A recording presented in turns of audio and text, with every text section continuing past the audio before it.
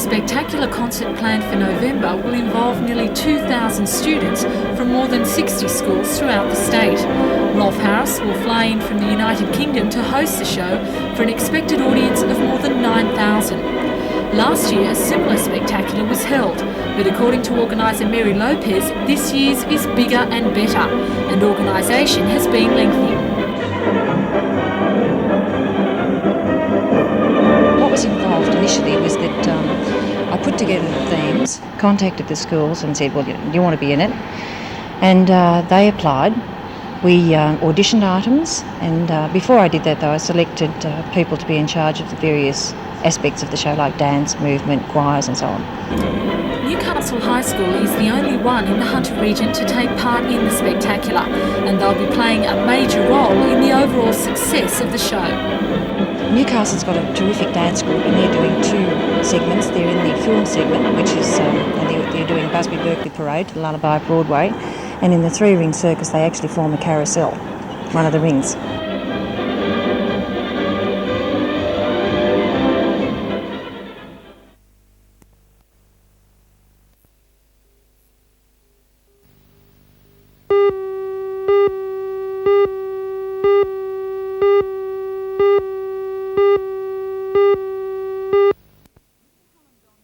Mr Hallam donned waders to release the first batch of the 200,000 rainbow trout fry into Glenbourne Dam. The fry, although systems reach the feeding stage, may grow up to 1.5 to 2 kilograms over the next 3 years and should be the legal length of 25 centimetres in 12 to 18 months. Mr Hallam said the dam is being stocked to assist amateur anglers. Well, I mean, we hope to improve their chances of catching fish and help tourism and general recreation. The release of the fish attracted a big crowd, ranging from the elderly to students from St Joseph's School at Aberdeen. It's not the first time the dam has been stocked with rainbow trout, but drought conditions killed off most of the fish about 4 years ago. The department now intends to restock the dam each year over a 5-year period. Australian bass, an indigenous fish which is compatible with trout, will also be released in the dam in the next 3 to 4 weeks. The department hopes to eventually stock other hunter dams as well as Glenbourne with good angling and eating fish, but their survival isn't guaranteed. The trout released today have about a 30% chance of reaching maturity. To check their progress, research staff will start monitoring the fish later this month.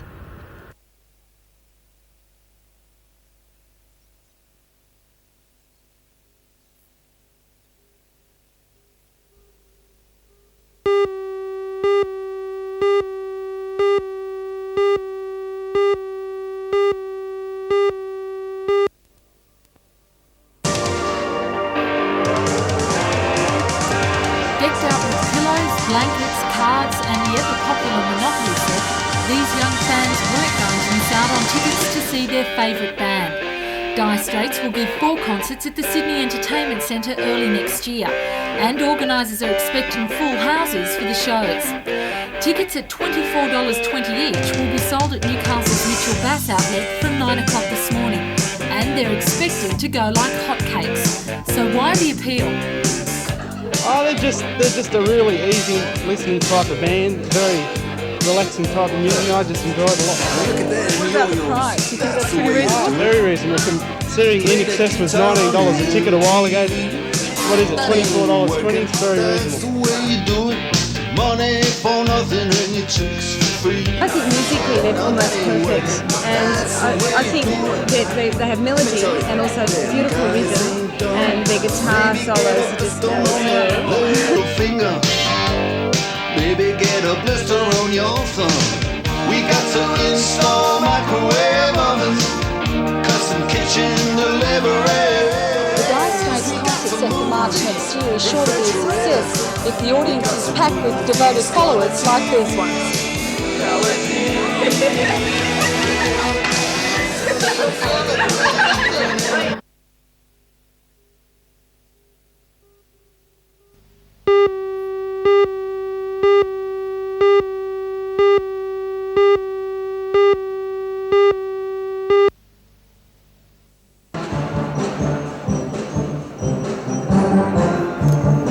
It's the second time that such a campaign is being held in the Hunter, and according to organisers, it's the biggest regional show of its kind in Australia. At the Jesmond Shopping Centre last night, Community Safety Week was officially opened by New South Wales Sheffield Shield captain and former Australian cricket selector Rick McCosker.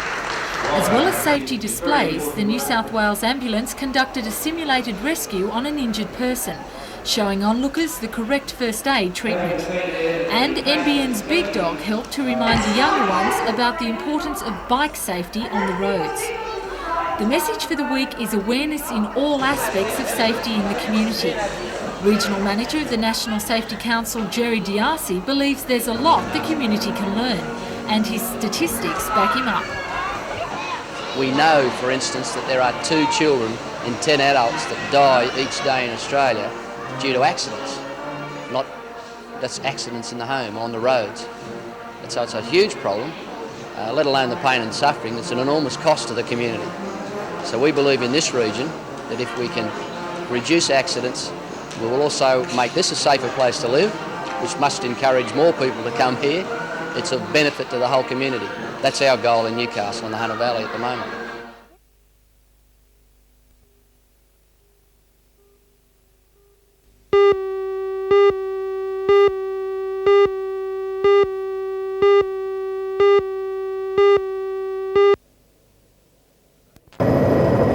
Today's 123-kilometre section from Port Macquarie to Foster was notable for its speed and many attempts to break away. With the race drawing to its final stages, the big bunch were quick to cover their positions. This morning's result has not affected the overall lead, however. It's still firmly in the grip of Thomas Wegmuller of Switzerland. Tomorrow, the field of 54 arrives in Newcastle. The remaining riders in the Classic will sprint here down Mitchell Street tomorrow afternoon to complete their leg from Foster. They'll then take part in a 30-kilometre circuit around the streets of Stockton called a criterium. It'll be great for spectators. The riders sometimes achieve speeds of up to 60 kilometres an hour. The race will be run around the 1.5-kilometre circuit and will start at 2:15. In the sprint series, the riders to watch will be the Norwegian Jonas Kuhn and the Swiss rider Jan Kober.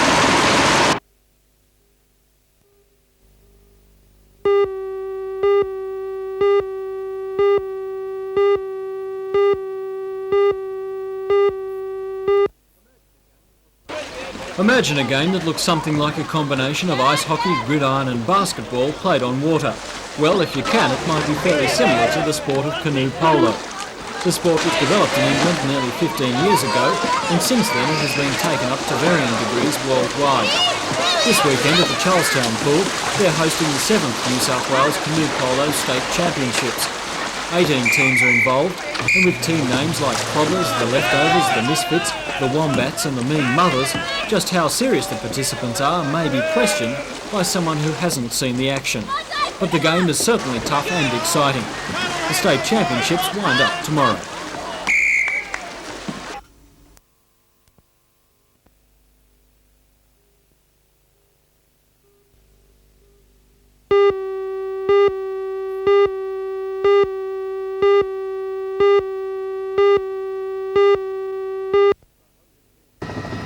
The Hui Lin is a 3,000-tonne Singapore-registered ship.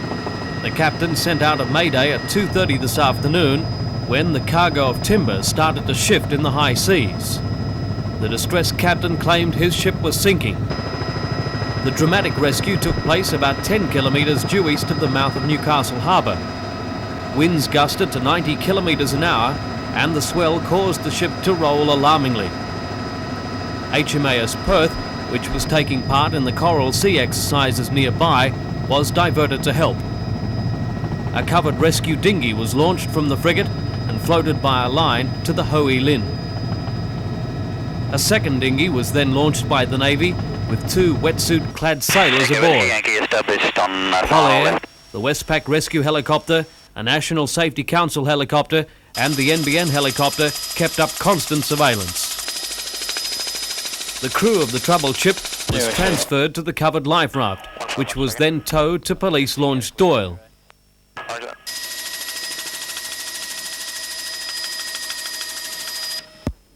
The men, wearing life jackets, scampered to safety.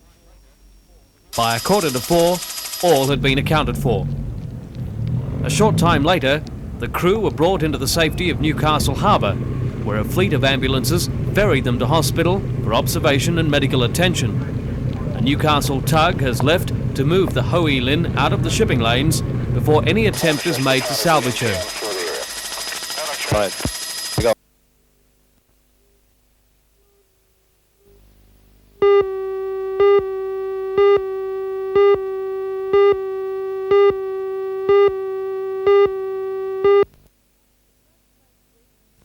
The first most residents of Narara near Gosford knew about the flood was when the water started lapping their doors at about 2 o'clock this morning. According to the Gosford city engineer, the floods were caused by the constant rain over the past 3 days. 160 millimetres was recorded last night, and when the high tide hit in the early hours of this morning, the creeks broke their banks. The floods are the worst seen in this area in 7 years, and many roads were cut and at least 100 homes were inundated with water. Well, early this morning the water was right across the road here, and a lot of these houses, all of these houses along here had water up to the brick line there at the bottom of the weatherboard, running all just right through the houses. The water was running out the doors actually. Like many residents in the area, Mrs. Lona Fry spent most of the day ripping up carpets and totalling the damage. My husband got the warning. He heard all the dogs in the district going crazy, got up and the water's lapping right up the street, and within a space of half an hour, the tide had just come 20 feet while you watched it. It was quite incredible. The Gosford City Council admits that the drains and low bridges in the Narara area are inadequate, but it says they're on a long-range plan to be upgraded. The Yarramalong and Duralong valleys in the Wyong Shire were the worst to be affected, with hectares of land flooded. The huge expanses of water isolated some houses, and stock were forced to find refuge on higher ground. According to the Wyong Shire Council, the Wyong Creek rose by almost 3 metres, washing away some sections of roadway. Houses in Raymond Terrace were also underwater today at the junction of the Williams and Hunter rivers. At Hinton near Maitland, the worst of the flood is over. The Patterson River broke its banks, flooding hectares of valuable farmland over the weekend, but officials say the water is subsiding. The roads at Testers Hollow, Woodville and Hinton are still underwater. As the floodwaters subside around the Hunter, the picture of how much has been lost will become clearer. For one potato farmer at Phoenix Park near Morpeth, the losses can already be counted. Ironically, Jim C. was still irrigating his 37.5 hectares of potatoes on Saturday before the torrential rain hit. Now he says he'll be lucky if he can rescue as much as 20% of his $100,000 crop. We have water over all of these potatoes here. I'll probably end up saving probably 15 acres out of the 90. As you can see over here, we have some potatoes here that haven't been inundated with water, but most of the whole situation looks pretty grim. As you can see, the water up through them here. They're not going to last. As the heat hits them, they'll probably deteriorate, wilt and rot down, and that'll be the end of that crop.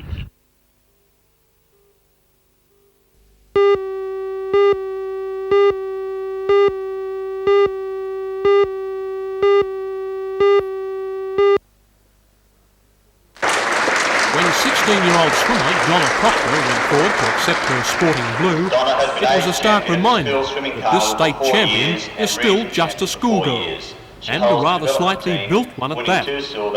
She currently holds the state 800 metres freestyle record, and in the past 12 months has proved herself one of Australia's most promising. The Commonwealth Games berth for her next year is looking extremely good. 5 others received blues, the highest sporting award possible from school, with presentations being made by local basketball star Buster Matheny. Jeremy Doricott won a basketball blue. Cross-country blues went to Patrick Harris and David Rundle. Hockey to Douglas Bunton, and Tim Kamakamus a blue in soccer. It was a successful lunchtime awards, which included recognition for achievers on a zone, regional and age level, before an official table of school staff and special guests.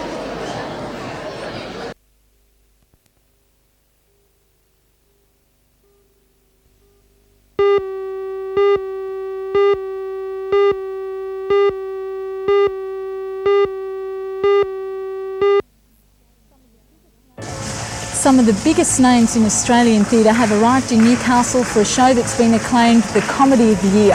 Stepping Out will open at Civic Theatre tomorrow night, but in tonight's news we'll be bringing you a sneak preview. For more details, be watching the NBN News tonight at 6 o'clock.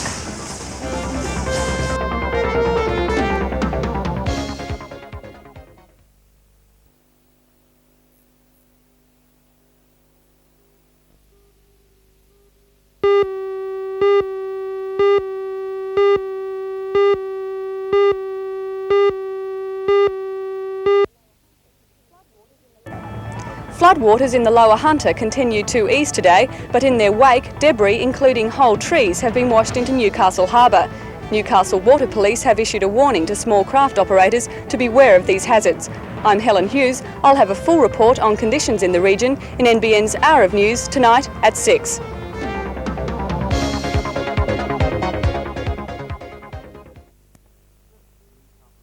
Service in Newcastle University.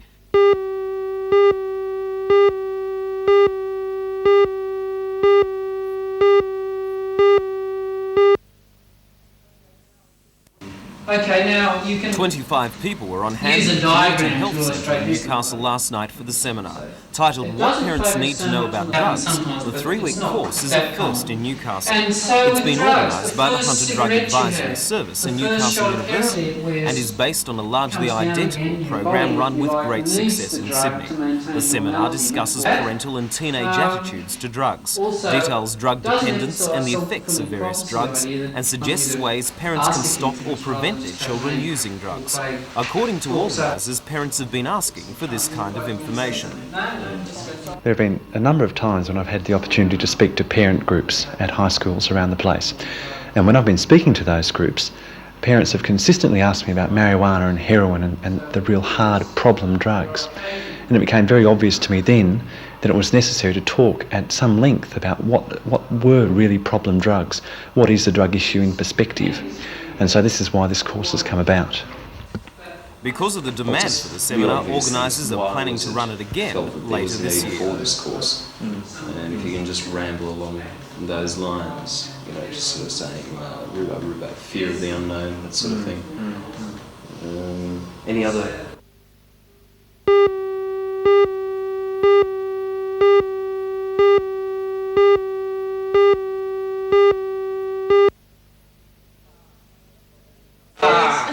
Joe Cheshire spent the evening meeting Army Reserve counterparts at the 2nd Battalion Depot in Hamilton. She was selling them raffle tickets to raise money for the RSL as part of her entry in the Girl in a Million inquest. 19-year-old Joe is a member of the University of New South Wales Regiment in Sydney and was asked to be the Army Reserve's entrant in the quest. On the 23rd of November, she lines up with dozens of other entrants to be judged on personality, deportment and, of course, her fundraising successes. It's all been stuff for the girl from Surrey Hills who joined the Army Reserve because she thought it might help her get into the police force. Next year I intend to study and do my HSC full-time at Tech, and then hopefully join the police force.